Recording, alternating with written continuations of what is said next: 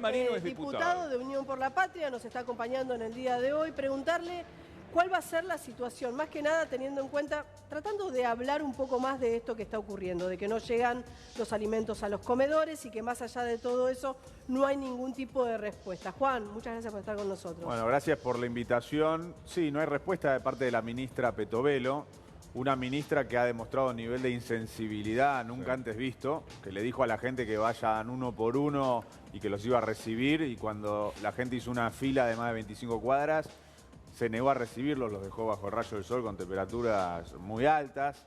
La gente la está pasando muy mal. El ministerio de Petovelo frenó la ejecución de las partidas presupuestarias destinadas a la compra de alimentos, y frente a las denuncias que venimos haciendo en el Congreso, frente a las manifestaciones que vienen habiendo, frente a la fila del hambre, finalmente empezó a haber algún tipo de ejecución. Se reunió con Asiera, con Cáritas, con el doctor Albino para firmar algunos convenios.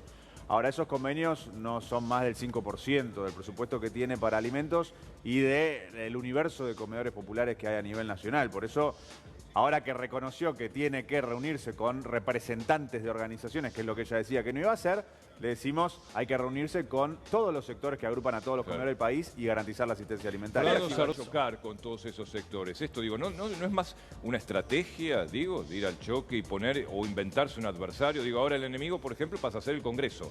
Como antes, no sé, qué sé yo, para Cristina quizás fue el campo en su momento, por ejemplo, por decirlo así. Entonces, digo, me parece que es una estrategia política también. No sé vos, Juan, cómo lo ves. No, yo creo que fue un fracaso del gobierno, el retiro del proyecto de ley ómnibus, que como decía él, Milei se chocó con la realidad. Y tuvo que salir a decir que en realidad la iba a retirar porque él no creía que pudiera llegar a ser positivo, que esté la imagen de no pude llevar adelante la aprobación de la ley ómnibus, que era el proyecto más importante del gobierno. Exactamente, por eso fue un fracaso del propio gobierno. Y el tema es cómo reacciona él frente a ese fracaso. Él intenta mostrar como que en realidad es todo producto de su estrategia. Y por el contrario, lo que pasó es que él pensaba que se podía llevar por delante el Congreso, los partidos políticos, los gobernadores, los bloques legislativos, los sindicatos, las organizaciones sociales, la democracia, la institución de la democracia, y bueno, la realidad le puso un límite.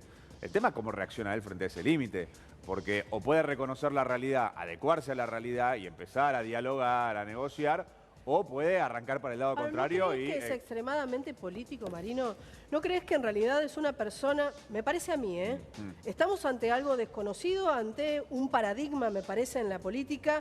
Esto no pasó en la Argentina en ninguna otra oportunidad. A mí me parece que él entiende la política mucho más de lo que nosotros creemos.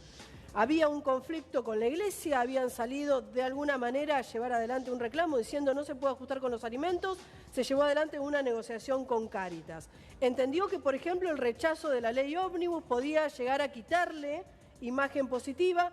Él sale a hablar de que retira la ley ómnibus porque si no se aprueba de la manera que lo necesita, en realidad no es algo que se puede implementar en el gobierno. ¿No creés vos, o quizás es más inocente creer que no está entendiendo la política, que muestra hacia sus votantes una imagen y que después las negociaciones las lleva por otro lado? No, porque si fuese ese el caso, de que él entiende la política, estaría abriendo un canal de diálogo con los gobernadores, que fue a quienes él agredió y que fue producto de eso que no le salió la ley ómnibus. Es todo lo contrario. Él está saliendo a decir que va a fundir a las provincias, está saliendo a decir que va a implementar el déficit cero a costa de todo. Por eso es lo que yo te decía, que el riesgo, el peligro que hay ahora, es que cuando se choca la cabeza con la realidad, se choca contra la pared, en vez de reconocer la realidad, arranque para el otro lado y arranque el desvarío, el extravío total. Ya con el DNU, él nos está llevando a un desgobierno. Fíjate lo que pasa con las prepagas. Solo en enero 300.000 personas se desafiliaron de las prepagas porque no la pueden pagar. Claro, fíjate lo que pasa con el bondi. Dame un minutito. ¿No estaba comunicado con mucha antelación esto, Juan? No sé si vos sabías también que tenés vínculo con las organizaciones. Sí, yo me había enterado porque sí lo habían publicado hace algunos días. Pero esto que va a ser todas las semanas, es con frecuencia, ¿cuál es el plan, Diego? Y depende del gobierno, porque mira, yo recién miraba la placa, salario mínimo 156.000 pesos. Sí. Y estamos viendo el aumento del bondi y del tren. Hagamos un cálculo así rápido, 1.000 pesos por día, 1.200 pesos por día. Por mes, ¿cuánto gasta cualquier laburante ahora con este aumento? 24 lucas, 25, 26 lucas. 24.000 pesos. Bueno, ¿qué porcentaje es eso del salario mínimo? ¿Es arriba del 15%? El 20%. 20%. Sí, totalmente. Entonces vos tenés que agarpar 15-20% en tren y colectivo, y después la comida y la ropa y los medicamentos. No, no hay ¿Cómo haces? manera. No, No hay manera, es inviable. ¿Y qué va a pasar ahora con la paritaria? ¿Qué va a pasar cuando la trabajadora le diga a su patrón, che, mirá, no me alcanza ni para venir a laburar, porque no puedo pagar el bondi y no puedo pagar el tren? Es inviable. Entonces, esa trabajadora, ese trabajador va al comedor a pedir alimentos. Y mientras tanto el gobierno desabastece todos los comedores. Por eso yo les decía, esto es un desgobierno, esto es inviable. O sea, ¿vos crees que no era inevitable un ajuste? Que Massa no hubiera hecho un ajuste, por ejemplo, tampoco. No, a ver, vamos a definir ajuste. Una cosa es ajuste gradual, otra cosa es ajuste en shock y otra cosa es genocidio económico. Esto que están haciendo es genocidio económico directamente, porque es lo que yo les digo. Cuando algo es totalmente inviable, literalmente, pues inviable para los trabajadores, inviable para las empresas, las pymes. Cuando vengan los laburantes y le digan, che, este salario no me alcanza ni para pagar el transporte, ¿cómo van a sostener el aumento? Cuando aparte este gobierno no tiene ninguna política para sostener a las pymes. Por eso les digo, desgobierno, inviabilidad, a eso nos lleva el extravío de Milei en relación con la realidad, la desconexión por completo con la realidad económica y social de este país. Bueno, eso también habría que decírselo a los que están en la calle, ¿no? A Belibón y a Bregman, que decían que Massa y Milei era lo mismo.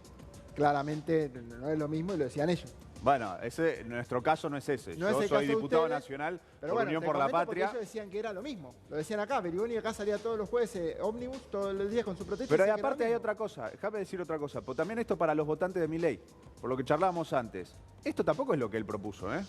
Porque él te dice, te voy a dar la tarifa social, te voy a subsidiar la tarifa social. Ah, pero mientras tanto le aplica el aumento a todos. Juan. A todos, ¿eh? Y eso sí, eso se rige hoy. Vos sabés que las tarifas estaban regaladas del transporte. No, pero de vuelta, O sea, estamos charlando otra que vos cosa. haces un análisis Yo en te estoy conjunto, diciendo pero otra lo que es cosa, el Claudio. transporte en particular, no se podían pagar 2 centavos un Pero boleto yo de ni tren. siquiera te estoy discutiendo A ver, eso. ¿vos sabés qué pasa? Eso genera inflación y después lo terminan pagando los pobres con inflación. La idea es bajar la inflación y subir los salarios para que la gente pueda pagar un transporte como se tiene que pagar. Porque ya en el interior del país la tarifa es esta, 200, 300 ¿Cómo baja la mangos. inflación con estos aumentos de bondi y de tren? Bueno, ahora está bajando la inflación. No, la inflación se duplicó en diciembre. De vuelta en enero que tenés- dejaron, no, bueno. está No, bien. pero a ver, a mí me parece que también tenemos que entender determinadas cuestiones. Igual, ahora voy a aportar algo, pero quiero darle la palabra a Germán que quería decir algo. Sí, en tu calidad de diputado, Juan, ¿qué opinás sobre el proyecto de ley que se conoció, que se presentó el lunes para volver atrás con la ley de interrupción del embarazo? No, primero estoy en contra. Estoy en contra porque me parece que es ir en contra de un derecho que conquistaron las mujeres con su lucha y aparte es absolutamente distraccionista en relación a lo que hay que discutir hoy, que es la crisis económica y social que tiene nuestro país. Segundo, demuestra el nivel de improvisación que hay en la Libertad Avanza, porque nos enteramos que directamente las diputadas y diputados que figuraban firmando el proyecto no lo querían firmar. Por ejemplo, salió Lemoyna a decir que ella no lo quería firmar, que no le parecía apropiado. Sago diciendo lo mismo, otro diputado diciendo lo mismo. Pero Pero es un no nivel de un poco improvisación quedar total. bien, Germán, por ejemplo, con sus propios votantes. Fue parte de la no, campaña. pero me interesa lo que estaba El tema planteando sobre él. el tiempo. Hay Él que dice firmar. que es distractivo. ¿Cómo? Se tiene que firmar. ¿Cómo es la firma? Cuando un diputado presenta un proyecto, el diputado le puede consultar a otras diputadas y otros diputados si adhieren y es Claro. el diputado que presenta Ok. el proyecto el que le informa a la mesa de entradas de la Cámara de Diputados qué diputadas y diputados se suman. Bueno, acá la diputada que presentó el proyecto informó a determinados diputados de la Libertad No Avanza sabía. que no lo querían firmar. Fíjate que ni en redes pusieron nada No, de no. esto. No, suena más a una, como dice Juan, un tema distractivo. Además, me parece que no es el momento adecuado tampoco para... Yo lo que entiendo o interpreto es que la gente en este momento no puede comprar la mercadería para poder llevar el plato de comida a sus casas. Entonces, ¿qué hay detrás de esto? ¿Cuál es el próximo salto? Porque no es que se acomodó la economía porque se estabilizó todo. Se acomodó la economía porque no hay poder adquisitivo. Mira, me parece primero, ese es el plan de Milei. Acomodar, entre comillas, en la paz de los cementerios. Eso hace una recesión brutal. Ahora, igualmente pienso que hay que discutir el problema si está acomodada. Yo pienso que no está acomodada la economía. No está para nada acomodada. Primero vamos a ver ahora en unos días el dato de inflación de enero. Ya diciembre fue la duplicación en relación con noviembre. Enero sigue muy alta la inflación. La macro está completamente desordenada. Todos los agentes económicos descuentan que va a haber una nueva devaluación en marzo.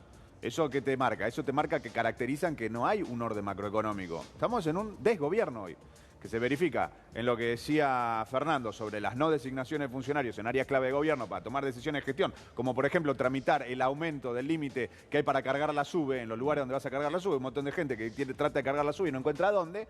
Y eso es culpa de este gobierno que hace un tarifazo demencial sin instrumentar los medios ni siquiera para poder aplicarlo efectivamente en la práctica. Y la gente no puede cargar la tarjeta y eso en muchas áreas de gobierno es un desgobierno. Ahora, ¿sabes qué? A mucha gente le parece bien este tema de correr a los intermediarios, digo, de los planes sociales. Por eso el acuerdo con la alianza de iglesias evangélicas, con Cáritas, etcétera, del gobierno, para que llegue directamente a los comedores que ellos manejan, dirigen o administran, digo, evitando los Beliboni, etcétera, etcétera. Esto mucha gente no lo ve mal. Bueno, pero hay que, primero, Cáritas, Asiera y Albino también son intermediarios, pues son los dirigentes, representantes de organizaciones. Nosotros valoramos la labor de todo tipo de organización que en los barrios populares lleve adelante comedores y asista con alimentos a la gente que lo necesita, ya sea las entidades religiosas, como las organizaciones sociales y piqueteras, como los municipios o gobernaciones, que ellos también asisten a numerosos comedores, que son comedores que no están agrupados en ninguna organización en particular y requieren la asistencia estatal. Todos los sectores requieren esa asistencia. Lo que está haciendo este gobierno es una asistencia unilateral a determinados sectores, en particular en función de una discriminación ideológica. Eso no se puede hacer. El Ministerio de Capital Humano tiene que asistir sin una venda en los ojos sobre la base de determinar, bueno, vos me caes bien, vos me caes mal, a vos te asisto, a vos no te asisto. Eso no puede ser así. ¿Es verdad que si tenemos SWAF por embargo no podemos cobrar el potencial? Se supone que si estamos cobrando SWAF por embargo es que le embargamos la parte a la otra persona y nosotros no estamos en blanco. A ver. Eso es un reclamo de ahora, de las organizaciones. Sí. Las organizaciones sociales estamos reclamando ahora por esto mismo, porque hay 27.000 personas aproximadamente titulares del potenciar que están con este problema, que con la actual gestión no les está pagando el potenciar porque cobran el SWAF. Claro, entonces ya se le hizo el reclamo y se le está haciendo el reclamo a la ministra Petovelo para que solucionen esta situación y estas personas puedan seguir cobrando el potenciar. Bien, ahí está entonces la respuesta. ¿No es una exageración hablar de 30.000 comedores cerrados? Hay un registro nacional de comedores y merenderos que hizo el Ministerio de Desarrollo Social en la gestión anterior y el número de merenderos y comedores registrados es alrededor de 30.000, por lo cual el número hace referencia a eso, que el Ministerio tiene un registro de cuáles son los comedores y los merenderos y decide cortarles la asistencia. Bien, bueno, Juan Marino y Fernando Sardó, muchísimas gracias por haber participado de Tiempo Real, muy amables.